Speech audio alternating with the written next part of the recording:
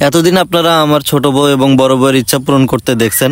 তো আজকে আমি আমার মায়ের একটা ইচ্ছা পূরণ করব। আমি যখন ঢাকায় ছিলাম আমার মা আমার কাছে আবদার করছিল যে বাবা আমার খুব ভেড়ার গোস্ত খাইতে ইচ্ছা করতেছে। তো আমার আম্মার শখ বলে কথা, এটা কি আমি ফালাই দিতে পারি? আর আপনারা সকলেই জানেন যে ভেড়ার গোস্ত কিন্তু বাজারে কিনতে পাওয়া যায় না, একবার আস্ত ভেড়া কেনা লাগে। এই জন্য আমার মাকে এবং ছেলেকে নিয়ে হাটে চলে গেলাম ভেড়া কেনার জন্য। বাজারে ঢোকার আগে বুথ থেকে কিছু টাকা তুলে নিলাম, কেননা জানি না যে ভেড়ার দাম কেমন, যেহেতু আগে পরে কখনো ভেড়া কেনা হয় নাই। তো আজকে প্রথমবার কিনতে যাচ্ছি, তো আমার আইডিয়া ছিল না, এই জন্য বেশি করে টাকা নিচ্ছিলাম যাতে করে আমাদের আর ফেরত আসা না লাগে। ভেড়ার দাম যতই হোক আজকে নিয়ে আসবো, যেহেতু আমার আম্মার ইচ্ছা বলে কথা। আর আমার আম্মা অনেকদিনই এই কথাটা বলছে। তো আমি বলছি যে বাড়িতে যায় নেই, তারপরে কোনো একটা হাটে যায় আমরা ভেড়া কিনবো, কিনে ইনশাল্লাহ জবাই করে তোমার খাওয়াই দিব না। তো ঢোকার পরে আম্মার কাছে টাকা টুকা দিলাম, বুথ থেকে বের করে আম্মা গুনতেছে। তো আমার আম্মা আমাকে প্রশ্ন করছিল যে এইখান থেকে টাকা কিভাবে বের হয়, আবার এখান থেকে টাকা নিলে কোনো প্রবলেম হয় কিনা, যেহেতু কোনো মানুষজন নাই ভিতরে, কে টাকাটা দিচ্ছে। তো সরল মনে সরল প্রশ্ন, জানেনি গ্রাম অঞ্চলের মানুষ। তো যতটুকু পারি আমারে বুঝাই দিলাম যে এটা আমার কার্ডে থাকে এই টাকাটা এবং অ্যাকাউন্টে থাকে, ওই অ্যাকাউন্ট থেকে মূলত বের হয়, আর মেশিনের ভিতরে আগে থাকতেই টাকা দেওয়া আছে। তো আমরা যতটুকু পারলাম বুঝাইলাম, বুঝাই দিয়ে তারপরে আমরা আবার এইখান থেকে টাকা টুকা গোনা শেষ হইলে আমরা চলে যাবো হাটের উদ্দেশ্যে।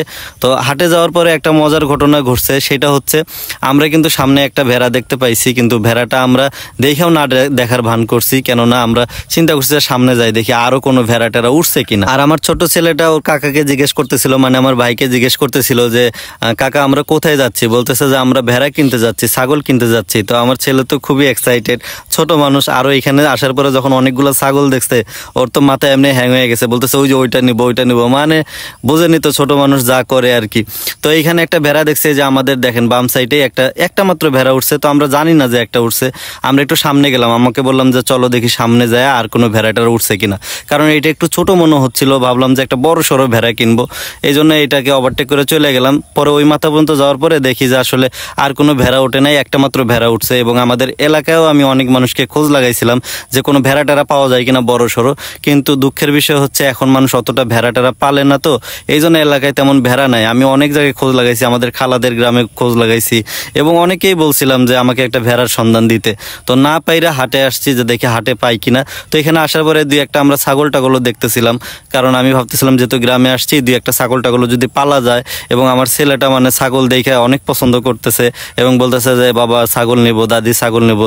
পরে আমরা আবার ওভারটেক করে চলে আসলাম এই ভেড়ার কাছে, এই একটা মাত্রই ভেড়া, কিন্তু ভেড়াটা একটু সাইজে ছোট ছিল। তো বললাম যে যাই হোক আজকে নিয়েই যাবো ভেড়া, যদি আবার না পাই।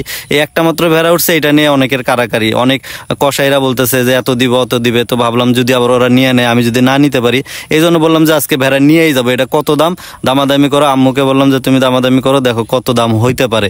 তো আম্মু এটা দেখতেছিল, আমিও একটু ওজন দেখতেছিলাম কেমন হইতে পারে। তো ওই লোকটা বলতেছিল এখানে 5 কেজির মতো নাকি গোস্ত হবে ভেড়ার। তো আমি বললাম যে না 5 কেজি হবে না, মানে আলগায় মনে হইতেছে না 5 কেজি, আরো ভেড়ার পশম টসম আছে, তো এইখানে ওজন অনেক বেশি হয়ে যায়। তো উনি বলতেছে যে না 5 কেজি হবে, তুমি নিয়ে জবাই করে তারপর দেখো। তারপরে অনেকেই দামাদামি করলো, তো আমরা দামাদামি করলাম, দামে বনতেছে না, কারণ যেহেতু একটা উঠছে এই জন্য একটু দাম বেশি চাচ্ছে। কারণ যদি অনেকগুলো উঠতো হয়তো একটু কম দামে নিতে পারতাম, কিন্তু অনেকগুলো না ওঠার কারণে, একটা ওঠার কারণে অনেকে আবার এটা নিয়ে একটু করতেছে। তারপরে এই পাশে একটা ছাগল দেখলাম, তো আমরা বললাম যে দেখি উনি বিক্রি করে কিনা। আমরা একদম বইলা এই সাইডে চলে আসছি, আইসা ছাগল দেখতেছিলাম। তো ছাগলগুলো মোটামুটি অনেক সুন্দর ছিল, আমার আম্মুরও অনেক পছন্দ হয়েছে, ছোট বাচ্চা। তো আমার আম্মু বলতেছে যে না এবার কিনবো না, কিছুদিন পরে হয়তো ছাগলের দাম আরো কমতে পারে, তখন কিনবো, কারণ এখন সবকিছুর একটু দাম বেশি বেশি চাচ্ছে। তো আমরা বললাম যে চলো, যেহেতু ছাগল নিব না তাহলে ভেড়ার কাছে যাই, কারণ যেটা নিতে আসছি ওইটাই নিব। যেহেতু ছাগল নিব না, শুধু শুধু ছাগলের কাছে সময় নষ্ট করে লাভ নাই। তারপরে একটু দাম জিজ্ঞেস করে নিতেছিল যে কিরকম দাম চায়, কেমনে কি। তবে একটা জিনিস ঠিক, যে শহরের চাইতে কিন্তু আমাদের গ্রামে ছাগল তারপরে ভেড়া এগুলো কিন্তু দাম অনেকটাই কম। গ্রাম হিসাবে হয়তো দাম বেশি, কিন্তু শহর হিসাব করলে গ্রামে অনেক সস্তা। এই যে আমাদের সামনে যে ছোট ছাগলের বাচ্চাগুলো দেখতেছেন, এগুলা 2000-2200 এরকম দাম, মানে অনেক অল্প দামে পাওয়া যায়। তবে গ্রামে আসলে এরকম দামে বিক্রি হয়। তারপরে ওই লোকটা তো নাসরবান্দা ছাড়তেছে না, বলতেছে যে এটা নাকি 4000 টাকা। তো আমার আম্মু বলতেছে না 4000 টাকা এরকম ছোট বাচ্চা এটা আসলে হয় না, আরো কমে নিব আমরা। তো অনেক দামাদামি করার পরে ছাগলটা মাত্র 3300 টাকা দিয়ে নিছি। আসলে ঠকলাম না জিতলাম বুঝলাম না। তো আমার আম্মু বলতেছে যে না একটু মনে দাম বেশি হয়েছে, কারণ এটা ছোট বাচ্চা, তো আর কিছু টাকা বাড়তি হইলে এর চাইতে অনেক বড় ছাগল কিনা যাইতো। তারপরেও নিয়ে নিলাম, যেহেতু আম্মার শখ, আম্মা খাবে। খাবে। তো এইখানে আসলে ছাইরা যাইতে ইচ্ছা করতেছে না ভেড়াটা, এই জন্যে বললাম যে না আজকে নিয়েই যাব। পরে এটা নিয়ে আমরা ওই যে ইয়ের কাছে গেলাম, যে এখানে আর কি এটা নিয়ে লেখালেখি করে বা যেখানে টাকা জমা দিতে হয়, এটাকে কি বলে আমি অতটা জানি না, গ্রাম সম্পর্কে অতটা ধারণা নাই। তারপরে আমরা এখান থেকে লিখে টিখে টাকা পরিশোধ করে দিয়ে তারপর সোজা আমরা ভেড়াটা নিয়ে বাড়ির উদ্দেশ্যে রওনা দিচ্ছি। আর বাড়িতে যাওয়ার আগে আপনাদের সাথে একটা গুরুত্বপূর্ণ বিষয় শেয়ার করি, সেটা হচ্ছে আমার কাছে কিন্তু আমার ফ্যামিলি সবার আগে প্রায়োরিটি পায়। আমি আগে আমার ফ্যামিলিকে দাম দিই। আসলে দুনিয়াতে ফ্যামিলি ছাড়া আর কেউ আপন না, এটা আমি অনেকবারই প্রুফ পাইছি, অনেকবারই আমার কাছে প্রমাণ হয়েছে। আমারও একটা সময় অনেক বন্ধুবান্ধব ছিল। আসলে বন্ধুবান্ধবদের কাছে টাকা না থাকলে আসলে মূল্য থাকে না, এবং বন্ধুবান্ধব হচ্ছে বেঈমান স্বার্থের জন্য। সব বন্ধুবান্ধব এক না, তবে আমার ক্ষেত্রে হয়েছে দেখে আমি কথাগুলো বলতেছি। হ্যাঁ, আমি অনেক আমার বন্ধুবান্ধব ছিল এবং তাদেরকে আমি অনেক ট্রাস্ট করতাম, কিন্তু একটা সময় তাদের কাছ থেকে যখন বেইমানির শিকার হয়েছি, মানে এত পরিমাণ বেইমানি করছে আমার সাথে বন্ধুবান্ধব, এই জন্য বন্ধুবান্ধব বাদ দিয়ে দিছি। আমার কাছে এখন মনে হয় একটা মানুষের ফ্যামিলি হচ্ছে তার আপন, ফ্যামিলি ছাড়া কেউ আপন না। এই জন্য আমি আমার বন্ধুবান্ধব, আমার কিন্তু এখন বর্তমানে তেমন কোনো বন্ধুবান্ধব নাই। আমি আমার ফ্যামিলিকেই বন্ধু ভাবি এবং আমি আমার ফ্যামিলিকেই সবচেয়ে বেশি প্রায়োরিটি দেই। এবং একটা মানুষের সবচেয়ে বেশি প্রায়োরিটি তার ফ্যামিলিকে দেওয়াই উচিত, কারণ ফ্যামিলির লোকজনই আপন। এই লোকগুলাই আপনি যখন অসুস্থ হবেন দেখবেন আপনার ফ্যামিলির সাথে যতই আপনার মন কালাকালি থাক, যতই ঝগড়া বিবাদ থাক, কিন্তু যখন আপনি কোনো বিপদে পড়বেন দেখবেন আপনার ফ্যামিলি আগে আপনার কাছে যাবে। ঠিক আছে, অনেক বন্ধু বান্ধব আপনার থাকতে পারে, কিন্তু এগুলো সব হচ্ছে স্বার্থপর, স্বার্থের জন্য থাকে। স্বার্থ ফুরায় গেলে বন্ধু বান্ধব আর চিনে না। আমার এরকম বন্ধু বান্ধব অনেকেই আমাকে অনেকভাবে ধোকা দিচ্ছে। আসলে ওই কথাগুলো মনে পড়লে খুবই খারাপ লাগে। এই জন্য আমি বাইরে তেমন কোনো আড্ডা টাড্ডা দেই না, এবং আমি আমার ফ্যামিলি ছাড়া আমি কাউকে প্রায়োরিটি দেই না। এবং কি আমি আমার মা খালা আমার আত্মীয় স্বজনদেরকে সবার আগে প্রায়োরিটি দেই। ইনশাল্লাহ সামনে দেখতে পারবেন, যেহেতু বাড়িতে চলে আসছি, সবারই ইচ্ছা শখ পূরণ করব। আমার মা খালা আমার আত্মীয় স্বজন যেগুলো আছে সবারই যত ইচ্ছা শখ আছে সবকিছুই পূরণ করব। অনেকে হয় কি ভাইরাল হওয়ার পরে সে আর পা মাটিতে পড়ে না, কাউকে চিনে না, মা বাবা আত্মীয় স্বজন কাউকেই চিনে না। এরকম ঘটনা আমরা অহরহ দেখছি বাংলাদেশে, এবং অনলাইনে আমরা এরকম অনেক দেখছি। তবে আমার ক্ষেত্রে উল্টা, আমি ভাইরাল হওয়ার পরে গ্রামে চলে আসছি যে আমি আমার আম্মুর সেবা করব। কারণ একটা সময় যখন আমি সেলুনে কাজ করতাম, হিউজ পরিমাণ টাকা ইনকাম করতে পারতাম না, এবং আসলে টাকা ছাড়া ফ্যামিলির মুখে হাসি ফোটানো যায় না, ফ্যামিলির কাছে চাইলেও ভালো হওয়া যায় না, কারণ যেহেতু টাকা নাই। তো এখন যেহেতু টাকা ইনকাম করতেছি, এখন আমার ফ্যামিলিকে নিয়ে হাসি খুশি, ফ্যামিলির আল্লাহ, আমার মা খালা আমার চাচা যেটা মানে যারাই আছে আমাদের আত্মীয় স্বজন সবাইকে নিয়ে সুখে থাকতে চাই এবং সবার মুখে হাসি ফুটাইতে চাই।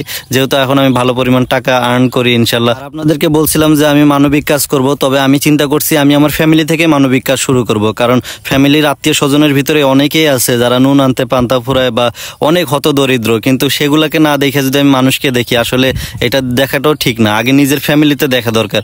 আমি আমার ফ্যামিলি থেকে মানবিক কাজ শুরু করব। আমি দেখবো আমার ফ্যামিলিতে কে কে গরিব আছে, আমি তাদেরকে স্বাবলম্বী করে দেওয়ার চেষ্টা করব, যেটা আপনারা আমাদের ভিডিওর সাথে থাকলেই দেখতে পারবেন এবং সবকিছুই জানতে পারবেন। তো আমি আমার খালাদেরকে বলছি, যদি আমাদের ফ্যামিলির ভিতরে আত্মীয় স্বজনের ভিতরে কেউ অসহায় থাকে অবশ্যই আমাকে বলবেন, আমি তাদেরকে নিয়ে ভিডিও করব। আমাদের ভিডিও অনেকেই পছন্দ করে, অনেক প্রবাসী ভাইরা আমাদের ভিডিও দেখে। তো তারা যদি হেল্প করে তাহলে দেখেছে আমি আমার ফ্যামিলিটা, আমার আত্মীয় স্বজনকে আমি সচ্ছলতা করে দিতে পারবো। বাইরের মানুষকে তো করবোই, কিন্তু সবার আগে নিজের ফ্যামিলির দিকে তাকানো দরকার। কারণ অনেক জায়গায় আছে যে নিজের ফ্যামিলি না খেয়ে আছে, অথচ বাইরের মানুষকে সহযোগিতা করে। তো এত কথা না বলে এখন যাই ছাগল নিয়ে। যে দেখেন আমার ছেলে কিন্তু ছাগল নিয়ে যাচ্ছে, মানে ছাগল না ভেড়া, তো ভেড়া নিয়ে যাচ্ছে। ও অনেক খুশি, পুরো রাস্তা ও ভেড়া নিয়ে আসছে। ওকে জিজ্ঞেস করছিলাম যে বাবা এই ভেড়া দিয়ে তুমি কি করবা? তো ও বলতেছে যে এটা আমি পালবো। তো বলছে যে না, এটা আমি জব করে গোস্ত খাবো। আমরা বলতেছে যে না, এটাকে কাটো না, এটা আমার সাথে থাকবে, আমি এর সাথে খেলবো এবং আমি ওকে অনেক ভালোবাসি। মানে সেই মানে পছন্দ করছে ভেড়াটাকে এবং ও অনেক খুশি, যেটা আপনারা ভিডিওতেই দেখতে পাচ্ছেন। ও আসলে জবাই করতে দিতে চাইতেছিল না, বলতেছিল যে এটা আমি পালবো। তো আমি বলছি যে বাবা তোমাকে আমি পরে ছাগল কিনে দেবো, আপাতত এটা তোমার দাদি খাইতে চাইছে, তোমার দাদিকে জবাই করে খাওয়াবো। তো ভেড়াটা আনার পরে গাছের সাথে বাইদা রাখলাম, এবং আমার যে আত্মীয় স্বজন আরও আছে, খালা যারা বিধবা, আমার 3টা খালা প্রায় বিধবা, ঠিক আছে, যাদেরকে দেখার মতো তেমন কেউ নাই। ইনশাল্লাহ তাদের ভিডিও একটার পর একটা আমি ধাপে ধাপে আপনাদের কাছে তুলে ধরবো। আপনারা যারা পারেন সহযোগিতা করতে, আমি আমার সামর্থ্য মতো যতটুকু পারি তাদেরকে সহযোগিতা করব। এবং আপনারা যতজন পারেন, যদি মন চায় যে না ভাইটার ভিডিও দেখে আমাদের কাছে ভালো লাগে এবং ভাই আসলে এমন কিছু তুলে ধরতেছে যেটা আসলে সমাজের ভিতরে খুব দরকার, তো আসলে ভালোবাসার দিক থেকে যদি চিন্তা করে আপনারা চান সহযোগিতা করতে, তাহলে করতে পারবেন। কিন্তু আমি আমার মানবিক জায়গা থেকে যতটুকু করার করব।